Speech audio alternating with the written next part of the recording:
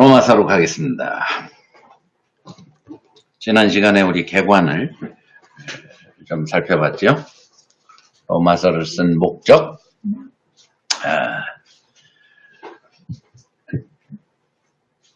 자, 로마서 왜 썼다 그랬죠? 몇 가지 이유 있다 그랬죠? 잠깐 복습하겠습니다. 다시 한번. 로마서를 왜 썼다고요? 왜 썼죠?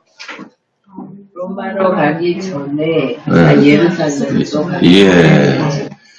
서바나 스페인으로 갈 때 로마 들렸다 갈 테니까 나를 보내달라. 서포트해달라. 물적으로 또 인적으로 서포트해달라. 아마 그런 뜻인 것 같죠? 자, 또.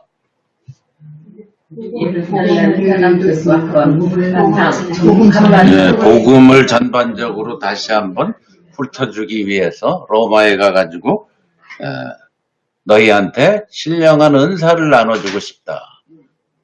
그 은사가 무슨 성령의 은사가 아니라 그랬죠. 단수입니다.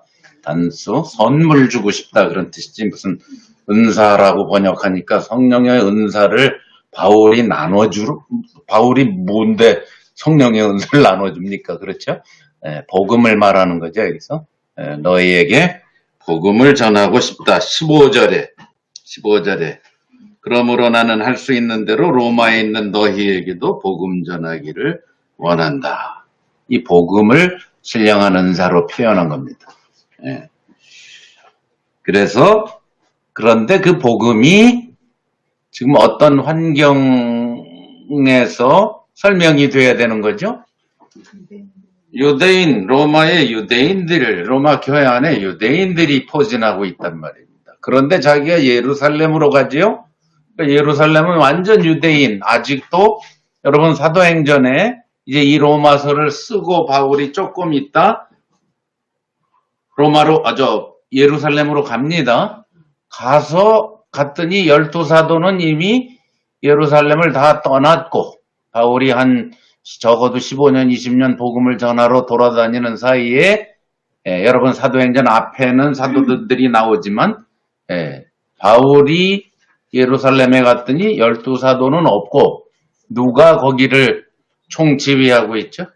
예수님의 동생인 야고보가 총대빵이 돼서 예루살렘 교회를 지도하고 있었어요. 그 야고보의 말이 바울한테 뭐라고 그러냐면 사도행전 다 옛날에 공부했죠. 이 안에 우리 교회 안에 아직도 율법의 열심인 자가 수만 명이 있다. 그러니까 예루살렘 교회는 아직도 유대의 그 전통과 사상을 벗어나지 못한 상태에서 교회를 살아가고 있었다 이 말이죠. 그렇죠? 그러니까 바울이 그걸 알지요.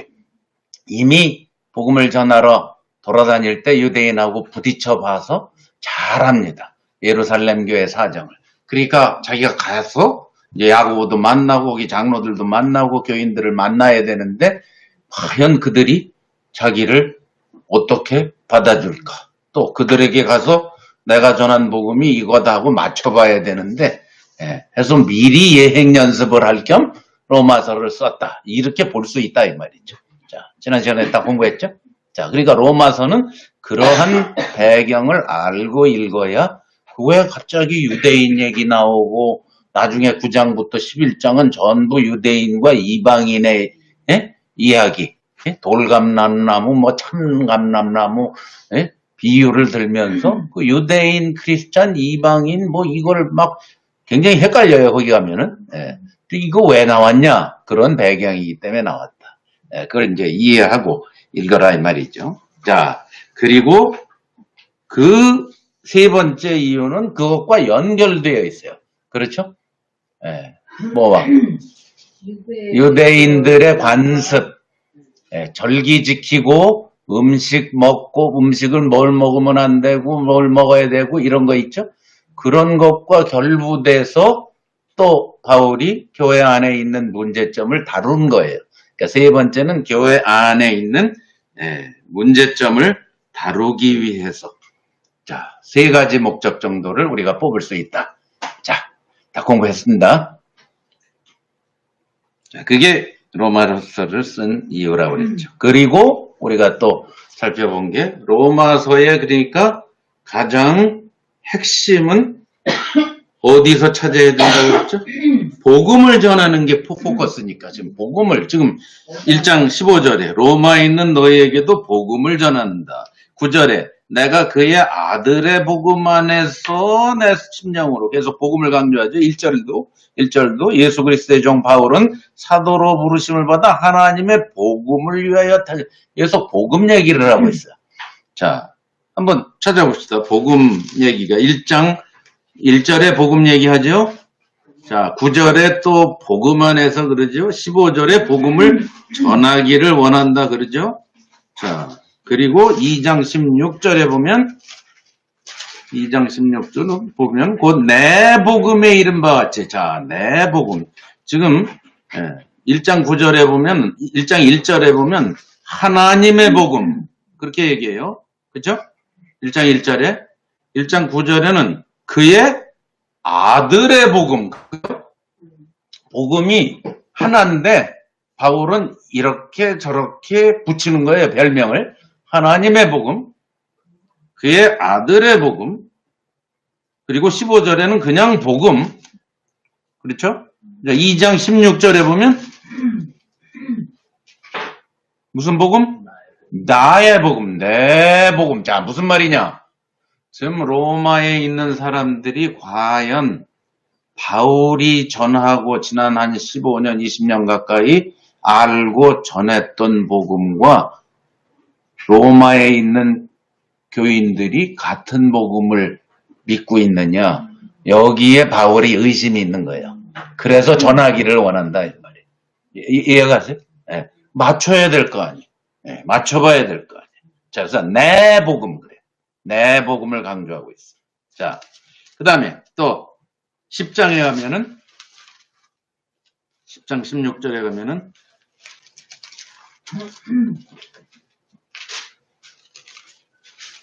저희가 다 복음을 순종자 그냥 복음 또 그러죠.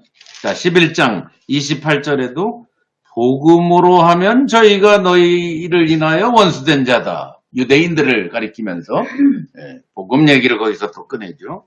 15장으로 가면 16절에 15장 16절에 이 은혜는 곧 나로 이방인을 위하여 그리스도 예수의 일꾼이 되어 하나님의 복음의 제사장 직무. 또 하나님의 복음 또 그러죠. 1장 1절에 나왔던 그 말을 다시 사용합니다. 자, 그 다음에 15장 19절에 보면은 이 일로 인하여 내가 예루살렘으로부터 두루 행하여 일루리곤이 어느 지역이라 그랬죠? 지금의 마게도니아의 저 북쪽에 알바니아, 크로에, 아티아 이쪽 있죠? 거기가 일루리곤입니다. 자, 일루리곤까지 갔다. 예. 자, 그리고 가서 뭐를 편만하게 전했다? 그리스도의 복음. 그렇죠? 앞에서 그의 아들의 복음 그랬는데 이번에 또 그리스도의 복음 이럽니다. 자, 그리고 맨 마지막에 16장 맨 끝에 보면 다시 누구의 복음? 누구 복음? 마지막으로 뭘 또 강조하고 끝냅니까? 누구 복음? 나의 복음이에요. 네, 바울이 자기가 전한 복음과 맞아야 된다는 거예요. 네, 그래서 나의 복음을 또 강조해요. 앞에서 한번 강조했죠? 나의 복음. 자, 마지막으로 다시 한번 나의 복음을 강조하고.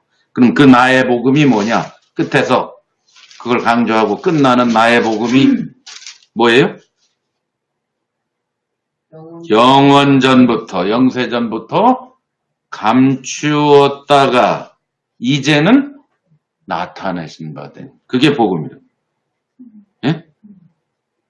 모든 민족으로 선지자의 글을 말미암아 모든 민족으로 믿어 순종케 하시려고 알게 하신다. 그 비밀의 계시를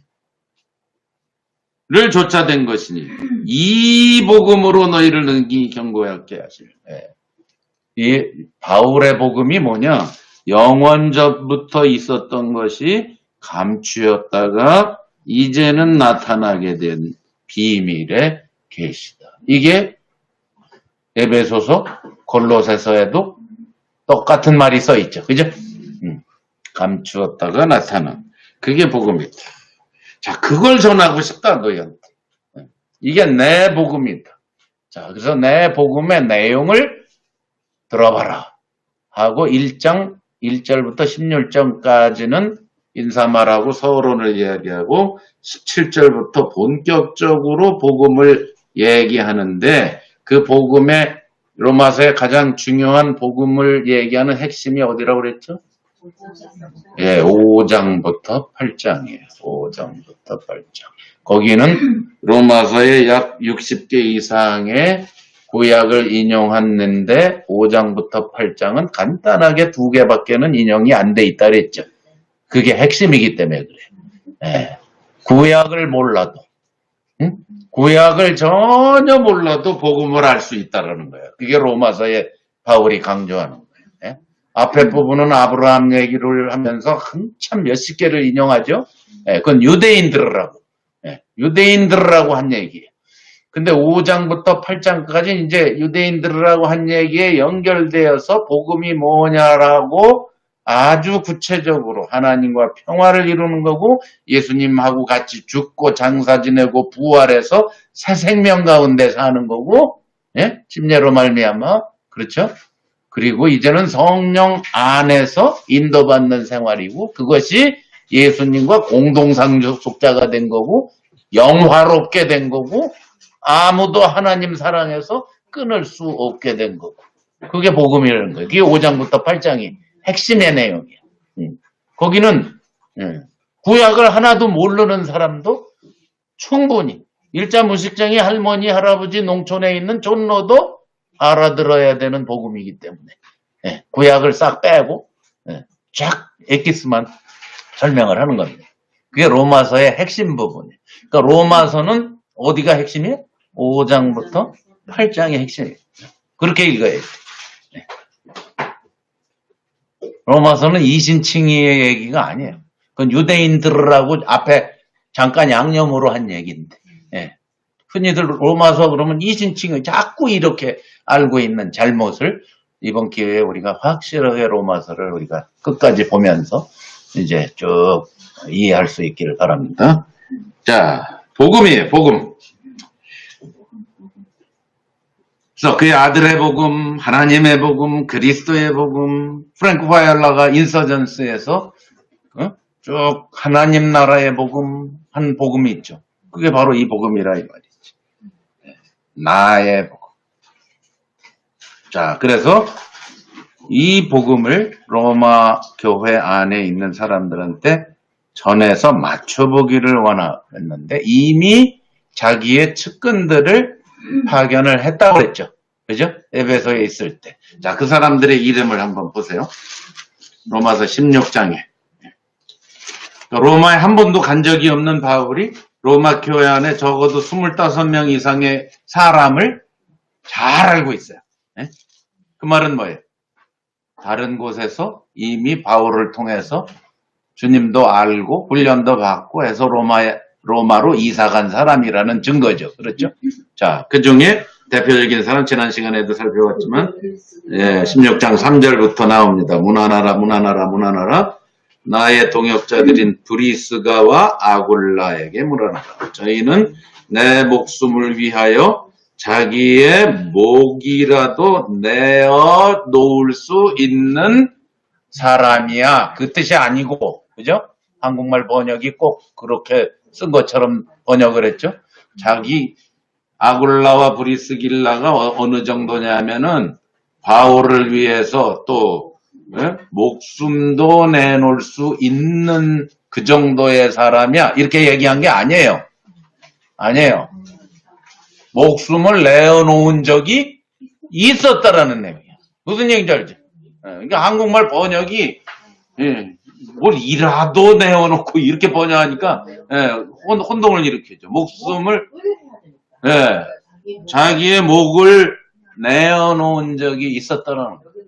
그래서 바울도 하나님의 왜 바울을 위해서 그렇게 한 이유는 바울이라는 개인의 친분이 아니라 바울이 누구니까? 교회의 사역자니까 교회를 위해서 그렇게 했다 이 말이에요. 그래서 하나님의 교회, 모든 이방인의 교회가 그들에게 감사할 수밖에 없다. 목을 내놨다. 어떤 오케이전인지 경우인지는 우리는 모릅니다. 그렇지만 실제로 바울을 대신해서 죽으려고 했었다라는 거예요. 자, 그게 브리스가와 아굴라와 바울과 교회의 관계. 교회로 산다는 게 이제 이런 거죠. 우리가 서로 이 수준까지 가야죠. 그렇죠? 구약에도 이 수준까지 간 사람이 있었다 그랬죠? 누구라 그랬죠? 요나단과 다윗은 실제로 그렇게 살았죠. 정적인데도. 자, 그리고 5절에 어딜 가든지 자기 집이 교회였던 사람들이죠. 얘들은. 그러니까 집을 갖고 있었던 이유가 교회를 하려고 집을 산 거예요. 이 사람들은. 어딜 가나. 에베소에 가나. 고린도에 있을 때나 에베소 가나 로마에 가나 또 다시 에베소가 있었죠. 디모데 후서에 보면. 그렇죠. 자, 그런 사람들. 자, 그리고 나의 사랑하는 누구라 그랬죠? 에베네도. 저는 아시아에서 그리스도께 처음, 아시아가 어디죠? 에베소를 중심으로 한 거기에 우리 성경에 7교회도 나오고 하는 데 있죠. 예. 그러니까 반경 한 100마일, 160km, 200km 정도 되는 반경에 있는 소아시아를 말합니다. 자, 거기에서 처음 익은 열매예요. 그러니까 누구겠어요? 우리가 추측을 할 수 있어요. 그렇죠. 침례 요한의 제자들. 바울이 아시아 가서 처음 만나서 예수님 알게 된 사람이 침례 요한의 제자 12명이었어요. 네? 그러니까 그 중에 한 명이겠죠. 처음 익은 열매니까. 그렇죠? 사도행전 몇 장이죠, 그게? 19장이죠. 19장. 네? 자, 오케이. 그리고 에베네도 이 사람이 지금 어디가 있어요? 아시아에 있다가 지금 로마에 가 있어요. 그러니까 추정하는 거죠. 유대인들 다 내쫓았다가 다시 클라우디오가 죽었을 때 네로가 황제가 되니까 혼란기를 틈타서 다시 바울이 로마의 교회를 든든히 세우려고 자기의 최측근들을 적어도 25명 이상을 파견했다는 걸 우리가 추정할 수가 있어요. 그러니까 거기가 있지. 아시아 사람이 왜 거기가 있겠어.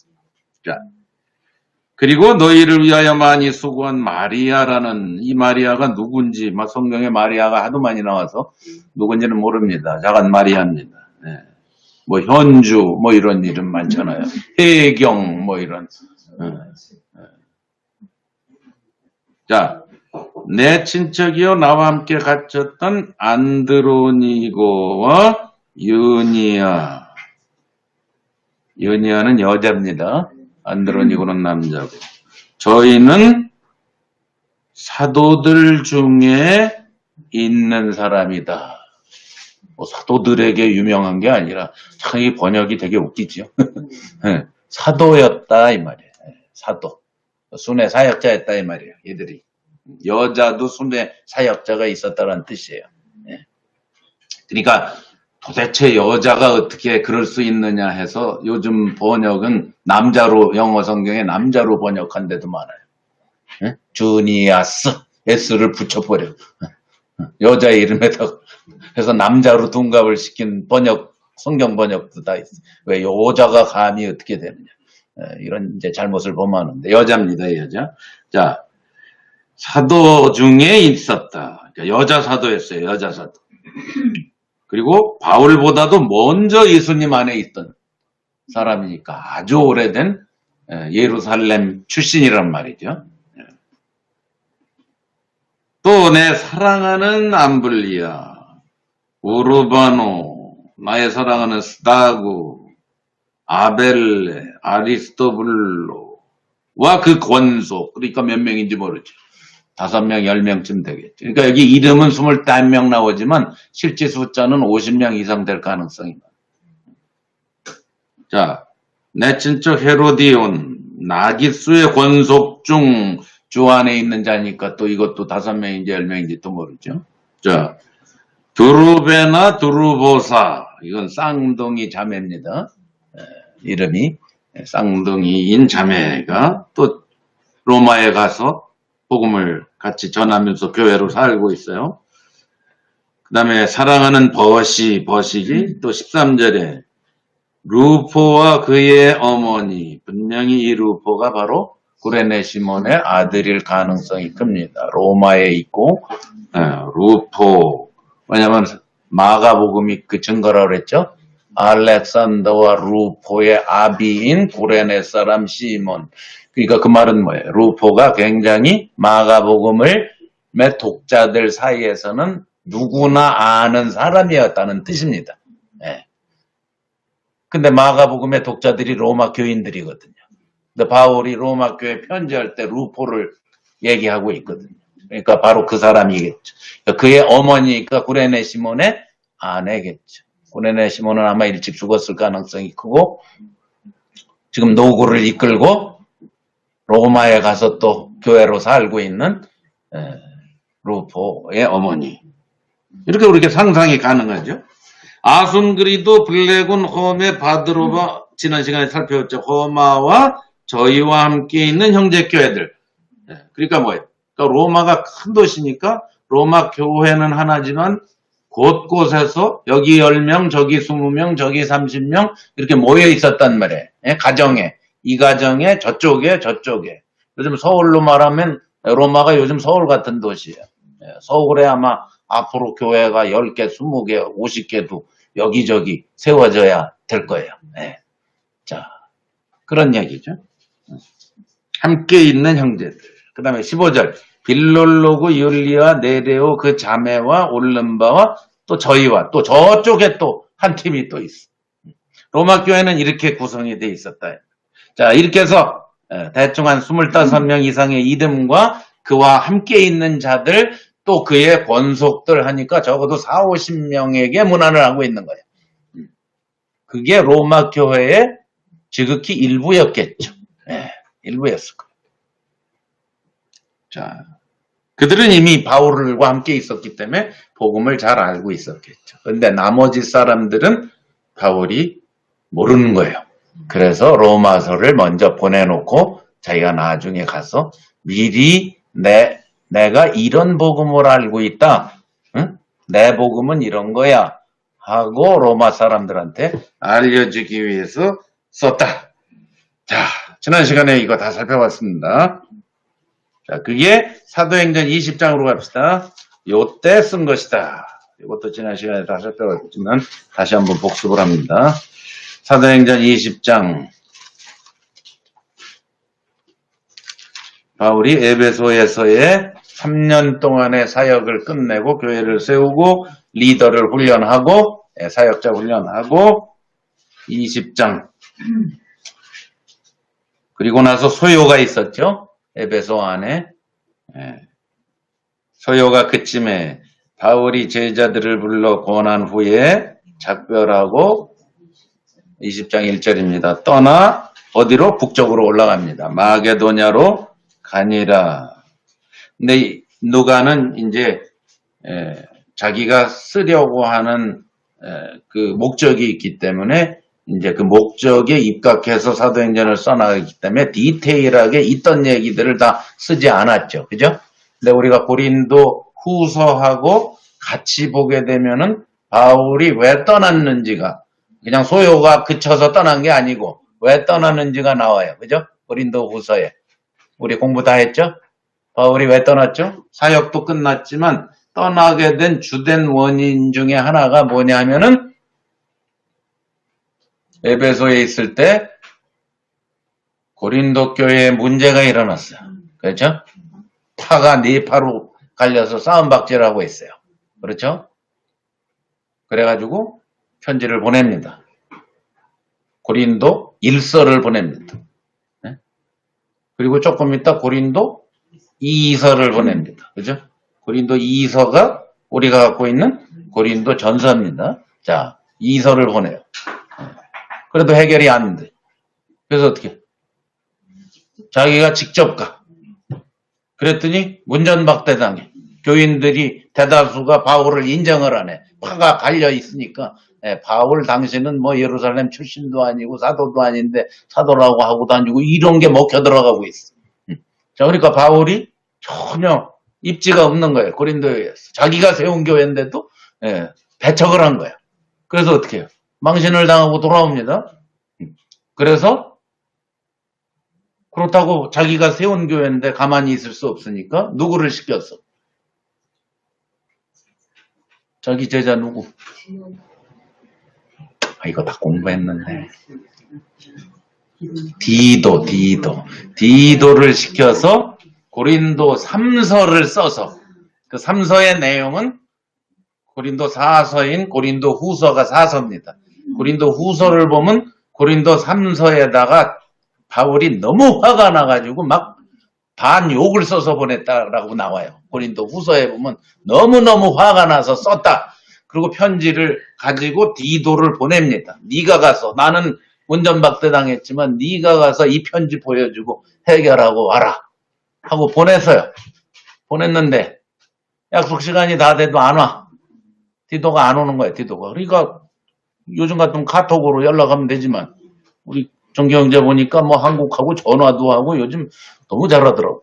하루에도 와이프하고 맨날 여봉 해가면서 뭐 봉자는 내가 붙인 거고 자주 전화를 할 수 있는 시대지만 옛날에 뭐 알게 뭐 한 달 걸리고 막 2달 걸리고 이런데 자 어떻게 합니까? 너무 답답해서 에베소를 떠난 거예요. 고린도 후서에 보면. 고린도 후서에 그렇게 돼 있죠. 디도가 안 오는 거예요. 그래서 어떻게? 디도가 분명히 육로로 올 것을 알고 육로로 올라간 거예요. 그러니까 그게 20장 1절이에요. 제자들을 불러 작별하고 육로로 북쪽으로 가가지고 어디로 가죠? 마게도냐 어디? 빌립보죠. 그죠? 네. 빌립보 쪽으로 가는 거예요. 그런데 우리는 그것을 고린도 후서에서 또 보면은 뭐예요? 가다가 어디를 거쳐가게 됐어요? 항구를. 마게도냐 가려면 꼭 거쳐가야 되는 항구가 있어요. 드로아예요. 드로아 항구에 갔는데 무슨 일이 벌어지죠?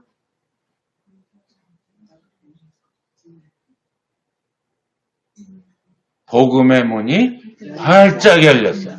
그저 예수를 전하니까 막 예수님을 영접하고 구원받고 교회가 쓰고 난리가 난 거야. 그러니까 복음의 문이 활짝 열렸는데도 바울은 뭐예요? 마음이 계속 어디가 있는 거예요? 고린도, 디도 이거 해결된다 이런 거예요. 그게 고린도후서에 자세히 나오죠. 그래서 마음이 불편해서 복음의 문이 열렸는데도 바울은 마다하고 어디로 가요? 빌립보로 가요. 마게도냐로 가. 가서 빌립보에 딱 갔는데 오고 있는 디도를 빌립보에서 만나는 겁니다.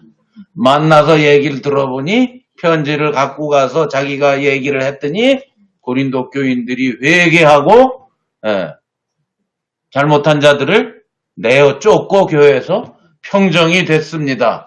라는 소식을 마게도냐에서 듣고 쓴 편지가 고린도 후서예요. 그러니까 이걸 알아야 돼. 이 순서를 알고 봐야 돼. 그래서 고린도 후서의 내용이 그런 거예요. 다 공부했는데. 7년 전에 공부했는데. 야, 이제 감이 좀 오죠? 그게 사도행전 20장이 그때 얘기예요, 그때. 그래서 지금 에베소를 떠나 마게도냐로 가니라. 라고 아주 누가는 간단하게 기록했는데 알고 보면 이런 내용이 숨어 있단 말이에요. 그렇죠? 자, 그래서 디도를 만나서 너무 기뻐서 이제 고린도후서를 쓰고 다시 어디로 가는 겁니까? 이제 2절. 그 지경으로 다녀가며 그랬죠? 그게 아까 로마서 15장에 일루리곤을 이때 가는 거예요. 알겠죠? 자, 이렇게 되는 거지. 지도가 여기 보세요. 여기 빌립보가 있으면, 그 다음에, 어디죠? 데살로니가. 그 다음에, 여기가 다 마게도냐. 베레아. 그리고 남쪽으로 확 틀어서, 남쪽으로 쫙 내려가면 고린도예요. 그런데 그 지경으로 다녀갔으니까 빌립보, 데살로니가, 베레아하고는 여기에서 남으로 고린도로 안 가고 어디로? 북으로 갔던 거죠. 그 지경으로. 그래서 일루리곤을 그때 가서 복음을 전한 거예요. 일루리곤. 지금의 저 크로아티아 저쪽이라고 그랬죠. 거기 가서 복음을 전한 후에 그 다음에 어디로? 고린도로. 그게 여기는 1절, 2절에 아주 그냥 축소돼서 누가가 써놓은 것 뿐이에요. 그러니까 우리가 편지서하고 같이 보면은 이 내용이 다 나오는 거예요. 됐죠? 자, 그래서 3절에 헬라, 2절에 헬라에 갔다. 헬라가 고린도입니다. 고린도 갱그레아, 거기 아가야 지방, 거기를 헬라라고 불렀어요. 자, 헬라에 이르러, 고린도에 이르러, 거기서 몇 달? 석 달을 있다가 요때 쓴 게 로마서라 이 말이에요. 예? 고린도에 갔어. 디도가 이제 회개하고 뭐 내쫓고 평정됐다는 소식을 듣고 이제 고린도로 간 거예요. 예, 바울이. 예. 그래서 석 달을 머무른 거예요. 거기에서. 예. 그때 예루살렘을 이제 갔다가 로마를 가야 되겠다 하고 편지를 쓴 거예요. 됐죠? 배경. 네. 그래서 거기에서 사실은 배 타고 수리아, 어디에요? 수리아. 안디오, 본부. 네? 자기가 파견된 본부로 갔다가 예루살렘 가려고 배를 타고 가면 빨리 가거든. 그랬는데 유대인들이 죽이려고, 바울을 죽이려고 한다는 소식을 들었어요. 근데 배 안에서 배 타고 죽이면은 꼼짝달싹도 못 하잖아. 배 안에서. 그렇죠? 도망도 못 가고. 아마 분명히 헤엄도 못 쳤을 텐데, 바울은. 그러니까 안 되겠다 싶어서 배 타고 갔다가는 꼼짝없이 죽겠구나 해서 어때? 다시 온 길을 돌아서 육로로, 쭉 북쪽으로 해서 마게도냐를 거쳐서 예루살렘, 수리아로 갔다 예루살렘 가려고 했다. 이 말이에요. 그죠? 자, 그때 같이 함께 가는 자들이 바로 소바더, 아리스타고, 세군도, 가이오, 디모데, 두기고, 드로비보 이런 사람들, 디도도 있었을 텐데 누가는 디도가 굉장히 활약을 많이 한 사람인데 누가는 디도의 이름을 아예 한 번도 안 씁니다. 그래서 학자들이 추측을 하는 거예요. 도대체 그 대활약을 했던 디모데 못지않은 활약을 했던 디도의 이름이 사도행전에 단 한 번도 안 나타나. 그래서 이제 학자들이 누가의 동생일 것이다. 그러니까 자기 동생 이름이 남새스러워서 안 넣었을 것이다. 이렇게 보는 거예요. 그 추측이 학자들이 아마 맞을 가능성이 많아요. 그래서 안 나와요. 디도의 이름이 전혀 안 나와요. 요 안에 디도도 들어 있어요. 실제로는. 자, 그게 에베소에서 훈련한 사역자들이다 이것이죠. 자, 오케이. 요게 대충의 배경.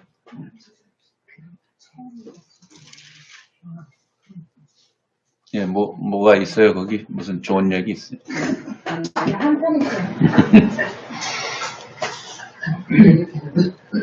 자, 그래서 그때 사도행전 20장 거기 1절, 2절 거기 고린도에 있을 때에 이 로마서를 썼다. 그리고 바울은 불렀고 누가 대필했다? 더디오. 더디오. 디귿 맞았어요, 디귿. 더디오입니다. 16장 22절에 나옵니다. 16장 22절에. 그리고 전달자가 누구라고요? 이 편지 전달자? 그거는 베베입니다. 베베. 자매입니다, 자매. 자, 대충 우리 복습을 또 한 번 했습니다. 이제는 까먹기 없기. 이 배경 까먹기 없기입니다. 자, 1장 1절로 이제 들어가겠습니다. 자, 복음, 하나님의 복음을 사도로 부르심을 받아서 사도는 보내심을 받은 자 그런 뜻입니다. 사도는 직분 아닙니다. 펑션입니다. 펑션. 기능입니다. 기능. 은사입니다. 은사. 은사하고 직분은 다릅니다. 교회에는 직분이 없습니다. 하나님의 교회는 직분이 없고 기능이 있습니다. 항상 제가 강조하지만 그러니까 사도라는 것은 어떤 오피스가 아닙니다. 자, 사도로 부르심을 보내심을 받았다 이거예요. 뭘 하라고? 뭘 하라고? 하나님의 복음을 위하여. 근데 이 복음은 선지자들로 구약의 선지자들로 말미암아 아들에 관하여 우리 이사야서 공부하신 분들 알겠지만 다 구약에 암시되어 있다 이 말이에요. 선지자들이 메시아 아들 그의 아들 하나님의 아들에 대해서 약속을 해놨다. 그 아들로 말하면 이 아들로 말하면 육신으로는 다윗의 혈통에서 나셨고 성결의 영, 거룩한 영입니다. 거룩한 영으로는 죽은 가운데서 부활하여 능력으로 하나님의 아들로 인정되셨으니 곧 우리 주 예수 그리스도로. 굉장히 사도 바울스럽지 않게 시작을 하고 있죠. 여러분 사도 바울 편지 13개 다 보셨지만 물론 갈라디아서 빼고는 다른 편지서들은 굉장히 문안 인사를 하고 시작을 해요. 갈라디아서는 너무 화딱지가 나니까 자기를 사도로 인정 안 하니까 그거부터 해결하고 쓰지만 로마서는 그럴 필요가 없잖아요. 그렇죠? 근데 문안 인사보다는 뭔가 좀 안 어울리게 시작을 해요. 그죠? 왜 그러냐면 2절, 3절, 3절, 4절은 바울이 쓴 게 아니고 아마 찬송가일 거예요. 찬송. 바울이 왜 빌립보서 2장 5절 이하도 찬송가를 갖다가 집어넣었죠, 거기. 가사를. 예? 어떤 내용이죠? 찬송가서? 너희 안에 이 마음을 품으라. 곧 그리스도 예수의 마음. 이게 찬송가입니다. 그게 초대교회에 널리 알려진 찬송가를 인용을 한 거예요. 인용. 요즘도 책 쓰는 사람들이 인용을 많이 하잖아요. 프랭크 바이올라 인사전스 봐도 인용을 엄청 하잖아요. 왜? 자기의 의견과 같으니까 그런 걸 갖다가 쓰니까 바울이 이 찬송가 가사가 너무 자기와 통한다 이거죠. 네. 그래서 앞부분에다가 찬송가 가사를 집어넣고 편지를 시작한 거예요. 네. 아마 로마 교인들이 너무 잘 알만한 아마 요즘으로 말하면 나 같은 죄인 살리신 주 은혜 놀라워 뭐 이런 수준의 찬송가겠죠. 그렇죠? 그거를 거기다 쓴 거예요. 3절, 4절. 그러니까 바울스럽지 않잖아요, 내용이. 그러니까 인용을 했기 때문에. 자, 그래서 그 찬송가의 내용이 뭐냐? 아들에 관한 예수라는 아들, 하나님의 아들이 육신으로는 다윗의 혈통, 영으로는 죽은 자 가운데서 부활해서 능력으로 하나님 아들, 그러니까 예수님은 메시아인데 메시아이기 때문에 육신은 다윗의 혈통에서 나지만 실제로는 누구라는 거예요? 하나님의 아들이라는 거예요. 그 하나님의 아들로 인치고 사람들 앞에 드러낸 게 뭐라는 거예요? 부활이라는 거예요. 부활. 죽은 자 가운데서 부활이 십자가를 보통 빈디케이트 했다고 그러죠. 이제 십자가가 되려면은 부활이 있어야만 십자가가 의미가 산다고 그랬죠. 그러니까 부활이 있기 때문에 하나님의 아들이 오셔서 이 모든 걸 했다라는 것이 인증이 되는 겁니다. 자, 이 찬송가 가사 내용이 그겁니다. 예수님은 완전한 하나님이시고 완전한 인간이시다. 그런 내용입니다. 요즘 우리가 부를 만한 찬송가 내용이죠. 그죠? 자, 그것을 인용하면서 시작을 합니다. 그러면서 그분이 바로 요 찬송가 가사에 나오는 이 주인공인 이분이 누구를? 자기를 사도로 불렀다는 거예요. 그걸 거기에서부터 끌어내려고 찬송가를 갖고 온 거예요. 자기가 사도라는 걸 강조하려고. 왜? 로마 교회 유대인들은 전혀 사도 바울이 사도라는 것을 인정 안 할 가능성이 크거든. 그렇죠? 언제 봤다고 네가 사도냐? 이럴 가능성이 있거든. 그러니까 갈라디아서는 화가 나서 물론 썼지만 로마서는 그들을 이해시키려고 쓰다 보니까 이 얘기부터 시작을 한다고 볼 수 있습니다. 예? 이해가시죠? 그로 말미암아 그 바로 찬송가 가사에 나오는 이 주인공이신 하나님의 아들 주 예수 그리스도 이분이 뭐를 한 거다? 은혜 곧 사도의 직분을 줬다 자기한테. 예. 직분이라고 번역한 건 잘못된 번역입니다. 사도 되게 하셨다 이렇게 돼 있어요. 사도 보내심을 받게 하셨다. 직분이라고 신약 성경에 번역한 건 전부 100% 오역입니다, 여러분. 예. 직분이란 말은 없어요. 원어에는 한 마디도 없습니다. 그거는 다 한국 사람들이 이 굉장한 직분에 충만한 사람들 아니에요, 그죠? 예, 그러니까 죄다 직분으로 번역합니다. 자, 은혜 곧 사도됨 이런 뜻입니다. 은혜. 자, 그러니까 여기에서 은혜라는 건 뭐죠? 그러니까 우리가 성경을 항상 본문 안에서 문맥 속에서 의미가 뭔가를 봐야 됐다 그랬죠. 문자로 보면 은혜 그러면 우리는 금방 뭐예요? 아, 은혜 받았어. 은혜. 하나 자격 없는 죄인에게 주신 은혜야. 여기선 그런 뜻이 아닙니다. 예. 사도 바울은 자기가 하나님이 부르심을 받은 구원받는 은혜를 말하는 게 아니에요. 여기서는 어떤 은혜를 말하는 거예요? 자기를 부르신 하나님이 전부 하셨다를 강조할 때 은혜라고 하는 거예요. 그러니까 여기선 사도직에 관해서 사도됨을 항상 은혜라고. 자, 이거를 한번 보세요. 로마서 15장 15절에 한번 보세요. 바울이 그러니까 이런 건 전부 우리가 아는 은혜로 번역하면 안 돼요. 사실상은. 로마서 15장 15절을 보세요. 지난번에 어디 골로새서 공부할 때 내가 얘기했나? 자, 15장 15절을 보세요. 그러나 내가 너희로 다시 생각나게 하려고 하나님께서 내게 주신 뭐예요? 은혜. 또 나오죠. 이게 은혜, 우리가 알고 있는 그 은혜가 아니라 이 은혜는 뭐예요? 자기를 사도로 부르신 것을 말할 때 사용하는 단어예요. 예. 자, 그 다음에 로마서에서는 그렇게 얘기해요. 고린도전서 3장 한번 보세요. 고린도전서 3장 10절에 한번 보세요.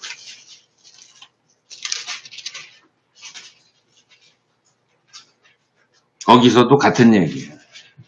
내게 주신 하나님의 은혜를 따라 내가 지혜로운 것 진짜같이 덜났거든. 사도직에 관한 은혜를 말하는 거예요. 예? 그냥 구원받는 은혜를 말하는 게 아닙니다. 자, 그 다음에 갈라디아서에도 2장 9절에 한번 보세요. 이런 은혜는 전부 다르게 해석을 해요. 말은 은혜라고 사용했지만 바울은 다른 뜻으로 사용한 거라는 걸 아셔야 돼요. 그 은혜라는 단어 풀이 해가지고는 설명이 안 되는 겁니다. 9절에 갈라디아서 2장 9절에 또 내게 주신 은혜를 알므로 기둥같이 여기는 야고보, 게바, 요한도 나와 바나바에게 교제 약속을 하였다. 계속 사도됨에 관한 은혜를 말하는 거예요. 하나 더 빌립보서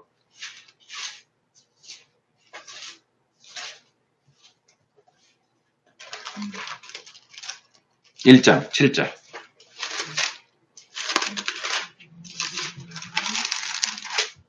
거기도 내가 너희 무리를 인하여 이와 같이 생각하는 것이 마땅하니 이는 너희가 내 마음에 있으며 나의 매임과 복음을 변명함과 확정하며 너희가 다 나와 함께 뭐에?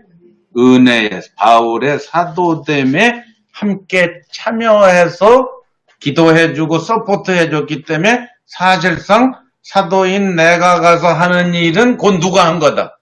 빌립보 교인들 너희들이 한 거다. 내 은혜에 너희가 참여했다 이 말이에요. 예? 사도됨에 너희도 참여했기 때문에 너희도 나랑 똑같이 일한 거다. 그렇게 사용한 거예요. 여기서. 이해가시죠?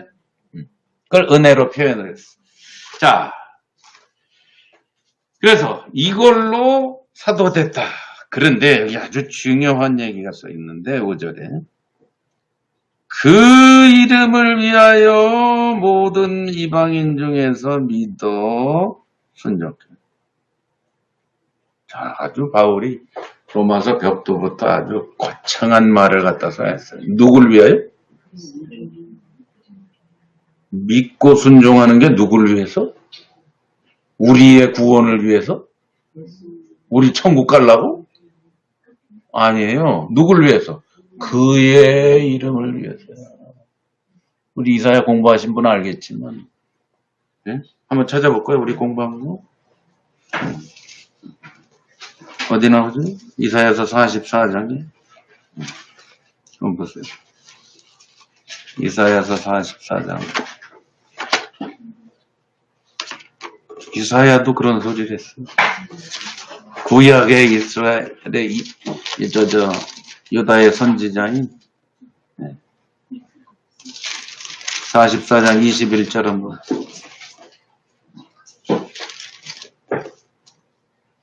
아, 43장입니다. 죄송합니다. 43장 21절. 다 공부했죠? 이사야 공부한 분들. 자, 43, 21절. 뭐라고 되어 있죠? 이 백성은 내가 누굴 위하여? 나를 위하여 지었다. 나를 위하여 지었다. 뭐예요? 누굴 위해서? 전부 하나님의 필요와 목적입니다. 거기에 우리 필요를 조금 들이대면은 아주 곤란하겠대. 당연히 그것은 하나님께서 책임지시지만 그게 목적이 아니에요. 하나님이 우리를 책임지는 게 목적이 아니에요. 그분이 하고 싶은 게 목적이에요. 그렇죠? 자, 25절에도 보세요. 43장 25절. 나는 누구를 위하여? 나를 위하여 네 허물을 도마라. 무슨 소리예요? 죄 용서도 누굴 위해서 하는 거예요? 내 죄 없어져서 내가 천국 가게 하려고.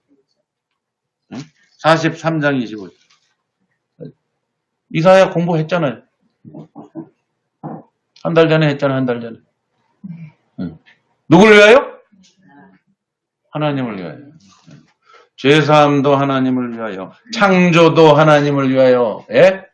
이스라엘 세운 것도 하나님을 위하여. 전부 누굴 위하여? 하나님을 위하여. 예. 그 바울도 벽도부터 뭐라 그랬죠?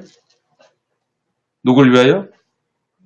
그 이름을 위하여 믿는 거예요. 그 이름을 위하여 순종하는 거예요. 이게 되기 전에는 항복이 되지도 않고 예수 믿는다라고 하는 게 말이 안 되는 거예요. 그 이름을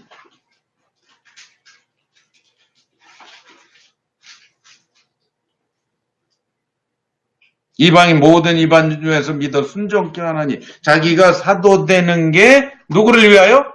그 이름을 위하여. 이방인을 위하여가 아닙니다. 예? 사람을 위한 게 아닙니다. 누굴 위하여? 그를 위하여. 자, 오늘 우리도 똑같아요. 우리도. 그 은혜에 참여하는 우리도 똑같아요. 누구를 위하여? 교회는 도대체 누구를 위하여? 교회는 병원이다? 그런 책이 있다고 그랬죠? 베스트셀러예요. 교회는 병원이다. 아니, 교회가 병원이야.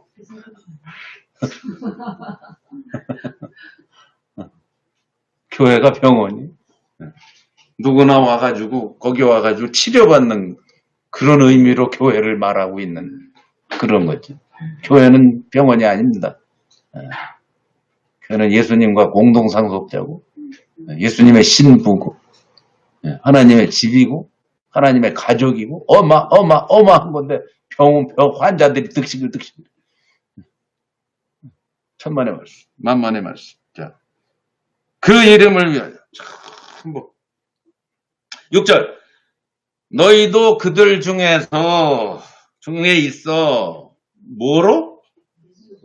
예수 그리스도의 소유란 말이에요. 그분 거예요. 그분 거. 예? 그분 거예요. 그를 위하여 모든 게 됐기 때문에 누구 거예요? 로마 사람들, 로마 교인들 다 누구 거예요? 예수님 거예요. 거기서 출발해요. 그렇기 때문에 12장에 가서 너희 몸을 하나님이 기뻐하시는 거룩한 산제사로 드리라. 이런 말을 하는 거예요. 왜? 그분 거니. 그분 거니. 로마에 있어 하나님의 사랑하심을 받고 성도로 부르셨어요. 성도. 성도가 무슨 뜻입니까? 성도들로입니다. 복수입니다. 단수가 아니라 성도들로, 성도들 누굽니까? 거룩한 사람들 그런 뜻이라 했죠? 자, 사람한테 거룩을 붙였어요. 그게 성도란 뜻이에요. saints. 원래 거룩은 누구한테만 붙이는 말이죠? 하나님한테만 붙일 수 있는 말입니다. 근데 하나님이 우리를 보고 성도, 거룩하대요. 그걸 위해서 부르셨대요. 그게 우리예요. 이 말은 오늘날에는 별로 감동이 안 오는 단어입니다. 근데 이 편지를 받은 사람들이 이 단어를 들을 때는 어마어마한 무게가 있는 말입니다. 거룩한 자라고 하나님이 부르신다는. 성화되는 게 아니에요. 되는 게 아니고 성화된 것으로 받아주시는 거예요. 그 성도예요. 그죠? 우리는 성화되는 사람이 절대 아닙니다. 50년을 예수 믿어도 성화되지 않습니다. 근데 하나님은 우리를 성화된 예수님과 동일하게 보시는 거예요. 이게 복음이에요. 이게 복음이에요. 바울이 전하려고 하는 복음이 바로 이 복음입니다. 그래서 나의 복음 그런 거예요. 달라요. 달라. 그래서 갈라디아서에는 하늘에서 온 천사라도 내가 전한 복음 이외에 다른 복음을 전하면 어떻게 되더라? 저주를 받아. 아주 무식하게 썼어. 천사가 와서 전해도 내가 전한 복음하고 안 맞으면 그것은 저주를 받아요. 그 정도예요. 그럼 바울의 복음이 왜 달라요? 바울의 복음이 달라요. 분명히 달라요. 예루살렘 교회가 전한 복음하고 다릅니다. 많이 다릅니다. 나중에 베드로 전서 가면 달라져 있어요. 그렇지만 예루살렘 교회 초창기에 베드로가 얘기한 복음은 많이 다릅니다. 그렇기 때문에 스데반은 핍박받았고 베드로는 핍박을 덜 받은 겁니다. 자, 달라요. 이거 다른 걸 알아야 돼요. 그래서 바울이 자꾸 나의 복음 이러는 거예요. 뭐 그렇게 잘났다고 자꾸 자기 복음을 얘기해요. 그만큼 중요하다는. 바울이 알고 있는 복음이 그만큼 중요하고 엄청나다는 뜻입니다. 왜? 그 복음은 이미 예수의 이름을 위하여 모든 게 된 복음이고, 그래서 그분이 성도로 부르신 복음이고, 뭐 다르잖아요 벌써. 성도예요, 성도. 자, 그리고 로마에 있어 하나님 사랑하심을 입고 성도로 부르심을 모든 자에게 은하의 평강이 있기를 원한다 하고 8절에 너희 믿음이 온 세상에 전파돼서 내가 참 기쁘다, 감사한다. 이 인사말을 뒤늦게 조금 하고 내가 그의 아들의 복음만에서 섬기는 하나님이 증인이신데 내가 늘 너희를 위해서 지금 기도하고 너희 얘기를 하나님한테 하고 있는데 10절에 이제 너에게 곧 가고 싶다. 하나님 뜻 안에서 너에게 꼭 가고 싶다. 좋은 길이 있었으면 좋겠다. 이유 아까 다 얘기했죠. 11절에 은사를 선물을 신령한 선물 단수형이라고 했죠. 너에게 나눠준다. 복음 나눠주겠다 이 말이죠.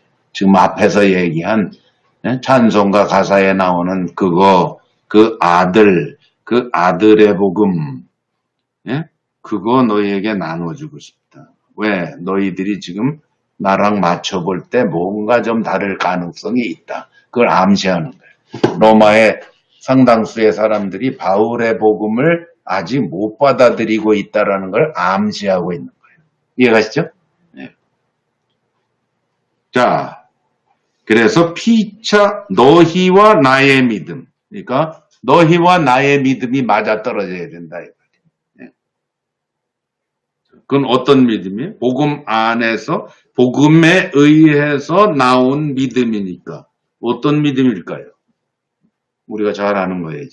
바울이 나중에 3장에 가면 이 믿음의 정체를 밝혀줍니다. 어떤 믿음이라고 그랬죠? 어떤 믿음? 그리스도의 믿음의 3장으로 갑시다. 나중에 이제 다 나옵니다. 자, 3장 22절에 21절부터 보겠습니다. 이제 율법 외에 3장 21절 율법 외에 하나님의 한 의가 나타났으니 율법과 선지자들에게 증거를 받은 것이라 곧 예수 그리스도의 믿음이에요. 근데 한국 성경은 번역자들이 그게 뭔지를 모르니까 원어를 목적격으로 지 맘대로 번역을 한 거예요.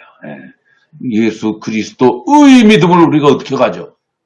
이거 예수 그리스도를 대상을 믿는 믿음을 이렇게 쓴 거겠구나. 목적 소격이다. 지네 마음대로 문법을 막 만들어내갖고 했다 그랬죠?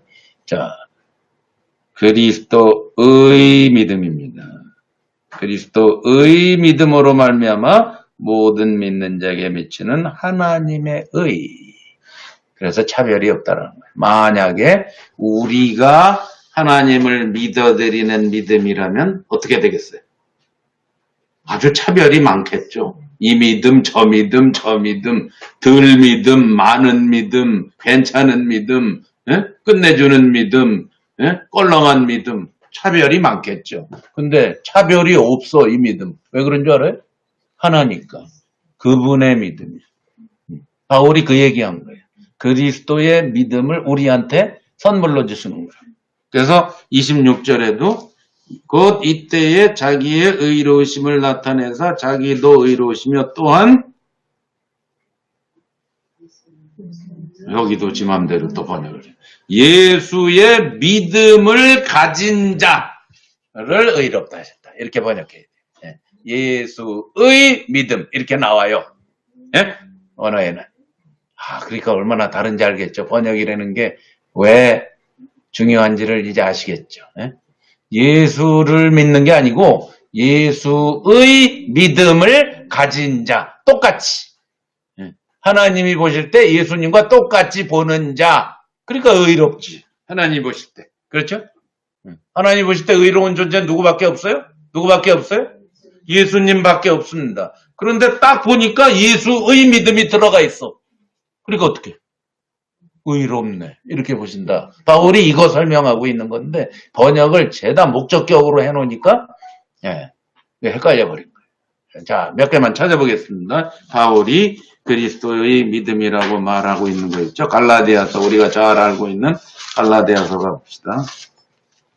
번역을 우리 한국 성경은 지 멋대로 다 해버렸어요. 자, 16절 로마서에 있는 내용과 대동소이한 내용을 갈라디아서 2장 16절에도 바울은 하고 있어요. 갈라디아서 2장 16절 사람이 의롭게 되는 것은 율법의 행위에서 난 것이 아니요 오직 뭐라고요? 예수 그리스도의 믿음. 로마서에 있는 것과 똑같은 내용을 예수 그리스도를 믿는 게 아니야. 예수 그리스도의 믿음이 있기 때문에 뭐예요? 의롭다. 이러시는 거예요. 예수랑 똑같다라고 하나님이 선언하시는 거예요. 그래서 2장 20절로 연결된 거예요. 이제 우리 그 유명한 구절. 바로 16절에서 그 설명을 했기 때문에 20절로 가는 거예요. 뭐요? 내가 그리스도와 함께 십자가에 못 박혔나니 그런즉 이제는 내가 산 것이 아니라 내 안에 그리스도께서 살고 계시다. 이제 그러니까 내가 육체 가운데 사는 것은 뭐냐? 지금 육체 가운데 살고 있는데 뭐냐? 나를 사랑하사 나를 위하여 자기 몸을 버리신 하나님의 아들의 왜 의롭게 하셨으니까 아들의 믿음으로서 그게 우리죠. 그게 교회입니다. 그게 교회 생활입니다. 우리는 그 믿음으로 삽니다. 아들의 믿음. 16절에 예수 그리스도의 믿음. 에베소서로 갑시다. 3장 22절에 하나, 갈라디아서 3장 22절에도 똑같은 말 써 있어요. 그러나 성경이 모든 것을 제 아래 가두었으니 이는 예수 그리스도의 믿음으로 말미암았네. 아셨죠? 전부 그리스도의 믿음을 에베소서로 갑니다. 에베소서 우리가 잘 아는 내용 3장 12절 복음을 쫙 막 흥분 가운데 설명을 하고는 결론을 빵 때리는 장면이 3장 12절이라고 했죠. 그죠? 영원부터 영원한 목적 우리한테 주셔서 이제는 비밀의 계시 감추었던 거 다 드러나고 막 이런 얘기. 옛 시대에는 아무도 몰랐는데 사람의 아들들이 아무도 몰랐는데 이제 교회로 말미암아 10절에 다 드러났다. 11절에 그게 영원한 목적이다. 12절 결론입니다. 우리가 그 안에서 예수 그리스도 안에서 뭘로 말미암아? 그의 믿음으로 이렇게 됐어요. 그의 예수의 믿음으로 말미암아. 그러니까 뭐예요? 우리가 뭐 할 수 있어요? 내 믿음 갖고 담대할 수 있어요? 현자자매님이 아무리 착하다고 응? 현자자매님의 믿음으로 담대할 수 있어요? 명함드림일 수 있어요? 하나님 앞에 담대하고 당당하고 하나님께 막 나아가 우리가 내 믿음 갖고 가능해요? 안 되지. 근데 어떻게 우리가 하나님 앞에 담대하고 당당하게 나아가? 하나님 앞에 내 안에 뭐가 있으니까? 그리스도의 믿음이 있으니까. 그 말이에요. 그러니까 벌써 상식적으로 봐도 그리스도의 믿음인데 우리 성경이 죄다 목적격으로 번역을 하지. 왜 그러냐? 자, 그럼 왜 그래? 왜 이렇게 목적격으로 번역을 해놨어? 왜? 종교야, 종교. 부처를 믿죠. 그죠? 그죠? 부처를 믿어. 석가모니를 믿지. 그죠? 우상을 믿지. 우상 앞에 가서, 대상 앞에 가서 빌지. 전부 그런 삶을 살아왔어요, 우리가. 그래서 예수도 그렇게 보는 거예요. 또 하나의 우상 같은, 석가모니 같은 존재 앞에 가서 나의 필요와 구원과 영생을 빌고, 허락받고, 이런 존재로 예수를 믿게 된 거예요. 아시겠죠? 기독교가 종교가 된 거예요. 근데 복음은 뭐다? 바울이 전하는 복음은 뭐예요? 그리스도의 믿음이야. 내 복음은 뭐냐? 바울이 그거 얘기하는 거야. 달라. 내 복음은 그런 거 아니야. 유대인들아 여호와 하나님 앞에 놔두고 가가지고 아첨하고 뭐 예배하고 얻어내고 축복받고 이래는 유대인들 바보들아. 응? 아니야 그거. 응? 그래서 3장에 유대인들한테 얘기하는 거야. 그의 믿음이야. 응? 예수 그리스도의 믿음이야. 이해가세요? 로마서가 그렇게 이해가 돼요. 자, 하나만 더 찾아봅시다. 빌립보서 3장에 보겠습니다. 그러니까 곳곳에서 바울은 계속 이 얘기하는 거예요. 빌립보서 3장. 빌립보서 공부할 때 우리 다 배운 거예요. 중요한 내용. 바울이 자기가 나을 때부터 대단한 사람이고 스스로 바리새인 되고 스스로 갈고 닦아서 대단한 사람 된 걸 전부 뭘로 여긴다? 8절에 똥으로 여긴다. 배설물로 여긴다. 이 얘기하고 나서 9절이에요.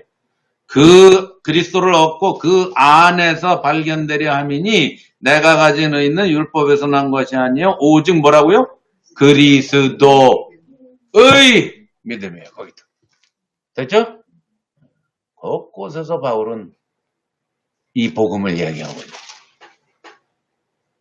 내 친구 중에 조금 더 찾아봐요. 디모데전서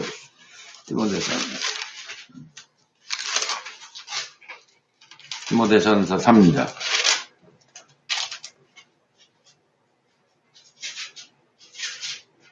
13절. 집사 얘기하죠. 집사라는 것은 무슨 직분이 아닌데 여기도 직분이라 했죠. 집사라는 것은 무슨 뜻이라 했죠? 집사의 뜻이 뭐라 했죠? 원어의 뜻이 먼지를 떠는 사람이에요. 먼지를 일으키고 떠는 사람. 그러니까 인생을 바쳐서 헌신하고 희생하고 자기를 다 드리는 삶을 말하는 거예요. 그걸 기쁨으로 하는 사람을 집사라고 표현하는 거예요. 그것을 잘한 자들은, 그러니까 잘 섬긴 자들은 아름다운 지위와 그리스도 예수의 믿음이에요. 거기도. 아셨죠?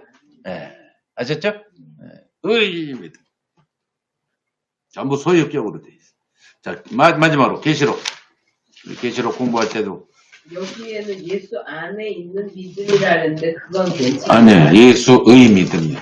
잘못 번역됐다니. 목적격이 아니라 예수 안의 믿음이라 그래요. 예수 안의 믿음이 아니에요. 예수의 믿음이에요. 예수의 믿음.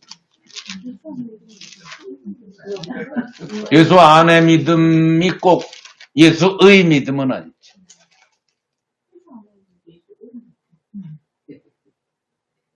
응? 예수님이 갖고 계신 믿음, 그런 뜻이라니까. 예수의 믿음이라는 뜻. 예수 안에 있는 믿음. 뭔 뜻이야? 난 모르겠어. 예수 안에 뭔 믿음이 있어. 자, 요한계시록 2장. 요한계시록 2장. 13절에 버가모 교회에 대해서 얘기하다가 이렇게 얘기해요. 예수님이 내가 어디 사는 것을 내가 아노니. 요한계시록 2장 13절에 거기는 사단의 비가 있는 데라. 내가 내 이름을 굳게 잡아서 내 충성된 증인 안디바가 너희 가운데 곧 사단에 거하는 곳에서 죽임을 당할 때에도 뭘까 그게? 나의 믿음. 아셨죠? 나의 믿음. 예수의 믿음이란 말이에요. 이 곳곳에서 전부 소유격으로 쓰고 있어요. 왜 그럴까? 복음이 이런 걸, 이 얘기를 8장에 가서 이제 바울이 빵! 하고, 공동상속자, 이런 표현으로 그의 믿음, 예수의 믿음을 쫙 아주 멋지게 표현하고 있는 거예요. 이해가시죠? 여기서 불을 슬슬 떼는 겁니다. 오케이. 이게 복음이다, 이 말이야. 이거 나눠주고 싶다. 11절에 신령한 은사라는 건 이거 나눠주고 싶다는 겁니다. 그래서 이것 좀 알려주고 서반나가려고 했는데 길이 막혔다. 13절에. 그동안에 너무 길이 여러 번 막혔다. 왜 막혔는지 모르지만 지금까지 길이 막혔어. 그리고 이 로마서를 쓰고 이제 예루살렘에 갔다가 이제 가야지 하고 갔더니 무슨 일이 벌어졌어요? 거기 대제사장과 이런 예수 안 믿는 그 무시무시한 바리새인들 대제사장 이런 것들이 어떻게? 저놈 모세를 배반하라고 하는 놈 나타났다. 그래서 어떻게? 붙잡아서 죽이려고 하니까 천부장이 로마의 관리가 보호해서 가이사랴 총독 관저로 보내가지고 거기서 2년을 감옥살이를 하고는 죄수의 신분으로 가이사한테 호소해서 로마로 가는 거예요. 그러니까 바울은 로마서 쓸 때까지만 해도 예루살렘 가서 헌금 전달해주고 복음 좀 맞춰보고 자유의 몸으로 로마에 갔다 서반에 갈 궁리를 하고 있었는데 전혀 자기 뜻대로 되지 않고 로마를 가긴 갔는데 뭐의 몸으로 갔어요? 죄수의 몸으로 갔어요. 근데 누가는 사도행전 28장에 죄수의 몸으로 세상의 땅끝에 본산인 로마에 갔더라야. 가서 뭐 했다. 누가가 그걸 기록한 거예요. 바울은 비록 죄수의 몸으로 갔지만 지금 누가가 얘기하려고 하는 게 뭐예요? 1장 8절이 다 이루어지더라. 죄수의 몸으로 가서도 이루어지더라. 그리고 끝나는 거예요. 자, 그게 사도행전 28장이에요. 예? 1장 8절 뭐예요? 오직 성령이 너에게 임하시면 너희가 권능을 받고 예루살렘과 어디 1장부터 7장 예루살렘과 그 다음에 온 유대와 8장 사마리아와 8장의 후반부 그 다음에 땅끝까지 안디옥을 거쳐서 1차, 2차, 3차 로마까지 가더라. 땅끝에 수도인 로마까지 가더라. 그래서 뭐예요? 어떻게 끝난다고 그랬죠? 가서 비록 죄수의 신분으로 갔는데 이태 동안을 이태 동안을 가택연금으로, 예? 꼼짝 못하고 집에서 한 발자국도 못 나가고 가택연금 상태에서도 누가가 기록한 게 뭐예요? 사람들이 매일같이 벌떼같이 찾아와가지고 바울은 집에서 하나님의 나라를 담대하게 복음을 전했다. 이러고 끝나죠.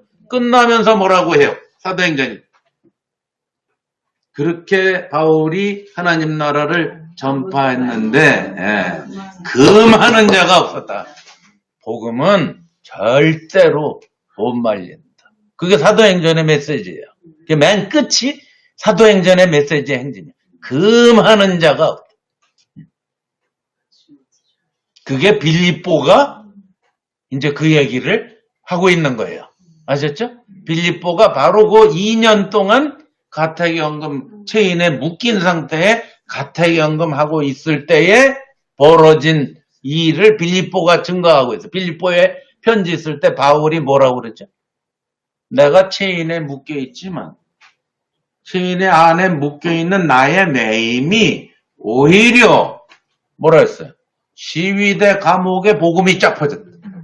왜? 자기를 와서 체인에 묶고 지키는 애들이 죄다 누구예요? 가이사한테 호소했기 때문에 누가 와서 지켜?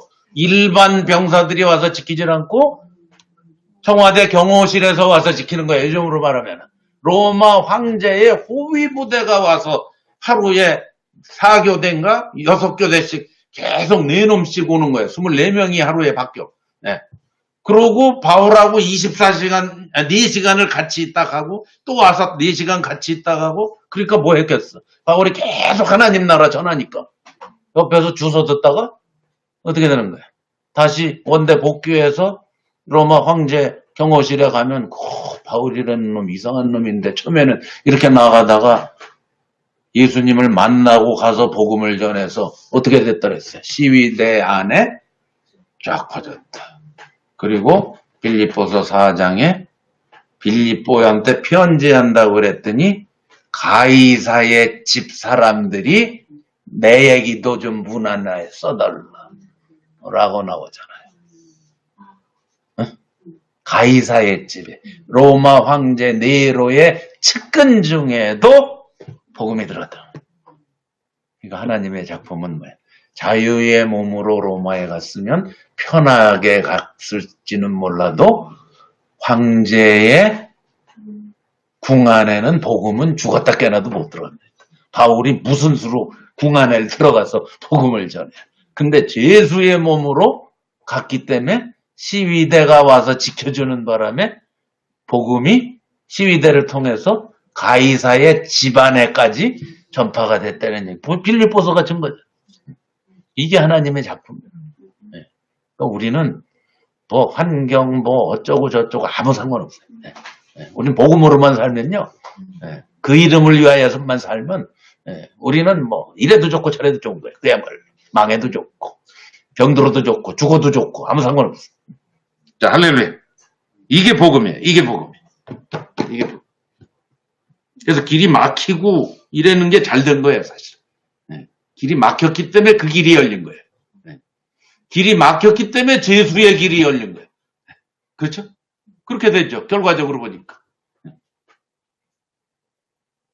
자, 14절. 그러니까 바울은 상관없어요. 헬라인이나 야만인이나 지혜 있는 자나 어리석은 자에게 다 내가 자기는 그냥 어떤 모양으로든지 복음만 전파되면 돼. 그래서 빌립보서 앞에 1장에 뭐라고 그래요? 자기를 미워해서 복음을 전파하는 놈들까지 있었다 지금. 로마 교회 안에. 그래도 나는 기뻐하고 또 기뻐한다. 왜? 전파되는 것은 그리스도니까. 어휴 할렐루야. 이게 바울이에요. 뭐 기쁜 거야. 미워해도 기쁜 거야. 자, 15절. 그러므로 나는 할 수 있는 대로 로마에 있는 너희에게도 복음을. 내 복음 너희들이 꼭 알아야 돼. 왜 이렇게 자신만만하게 얘기해? 바울은 교만해서 자기 아니면 안 돼서 그게 아니라 자기의 복음이 너무나 엄청난 16절에 이제 요거라 그렇다 요거라. 바울이 무슨 교만해서 내 복음 아니면 안 돼 이놈 시키더라. 그런 뜻이 아니라 왜? 내가 갖고 있는 복음은 뭐다? 16절에 뭐다? 모든 믿는 자에게 구원을 준 하나님의 뭐다? 능력이기 때문에. 절대로 부끄러워하지 않아요. 복음에는 능력이 있기 때문에 부끄러워할 이유가 없다. 당당한 능력이 없다면 우리가 왜 믿겠어? 왜? 그 능력이 뭐예요? 어떤 능력? 17절에 그 안에 뭐가 있어요? 복음 안에 하나님의 의가 나타나서 믿음에서 믿음으로예요. 믿음으로 믿음에 무슨 뜻이에요?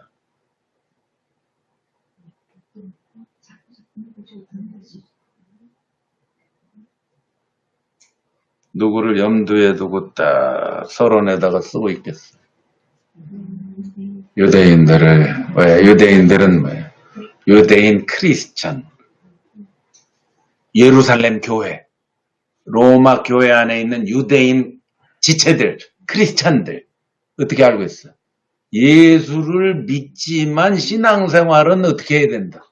율법의 행위를 해야 된다. 네, 라고 얘기를 하거든. 네. 바울이 그걸 미리 초전에 박살내는 거야. 아니야. 계속 믿음으로 하는 거야. 계속 그리스도의 믿음으로 그분에 대한 신뢰만으로 가는 것이지. 예. 하고 이제 포문을 열 거예요. 이제. 그 뜻이에요. 여기에서 믿음이 더 많아지고 그런 뜻이 아니에요. 예. 믿음으로 믿음에 이르니까 날이 갈수록 믿음이 더해지는구나. 그런 뜻이 아니고 믿음으로 시작해서 끝까지 믿음으로 간다. 그런 뜻이에요. 예. 우리는 뭐? 믿음으로만 가는 율법의 행위가 아니고 믿음 자체가 하나님에 대한 절대 신뢰가 포함되어 있죠. 왜? 예수 그리스도의 믿음이니까. 그것만 있으면 돼요. 그리스도의 믿음은 다 포함하는 거예요. 우리한테 그리스도의 믿음이 있으면 뭐 행위가 어떻고 뭐 상관없어요. 전부 포함하고 있는 거죠. 그분이 사는 삶을 내가 사는 게 그리스도의 믿음이니까. 할렐루야. 자, 이게 이제 서론이에요. 여기까지 이제 쫙 서론하고 이제 18절부터 본격적으로 이제 내용으로 들어갑니다. 다음 시간에 18절부터 하기로 하겠습니다. 오늘은 여기까지.